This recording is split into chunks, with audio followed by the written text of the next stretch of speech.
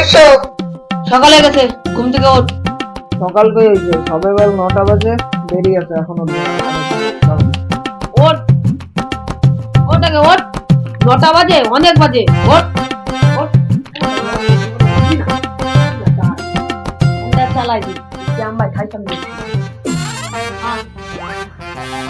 A few moments later. বড় শীত করছে, বাবার জ্বালায় আর ঠিক মতো শান্তিতে ঘুমানো গেল না, বাল বাড়িতেই থাকবো না।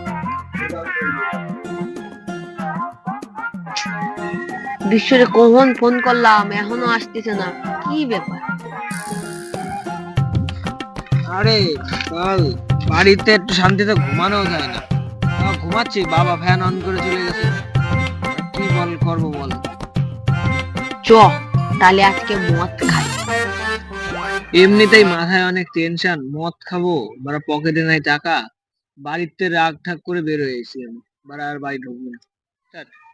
বাড়িতে আবার যাবা না, সুধীর ভাই দেখো খিদে পাবা না, লুঙ্গি উঁচু করে দৌড়াবা। যা আগে বাড়ি যা, 10 টাকা নিয়ে আয়, মদ খাবো।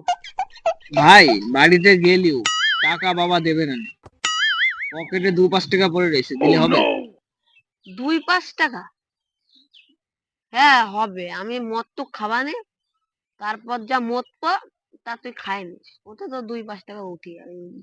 হ্যাঁ শুয়োরের বাচ্চা, তাহলে কত টাকা দেবো বল?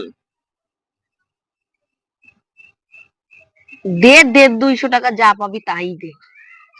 150-200 টাকা? বাড়া পকেটে রয়েছে 2-3 টাকা, বাড়িতে গেলে দেবে না 1 টাকাও।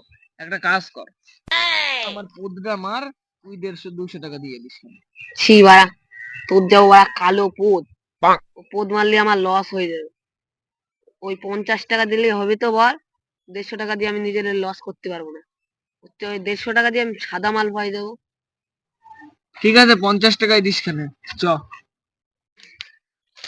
চ, তাই মদ খাওয়ার টাকাটা জোগাড় হয়ে গেল, এখন গিয়ে মদটা খেয়ে আসে, আয়।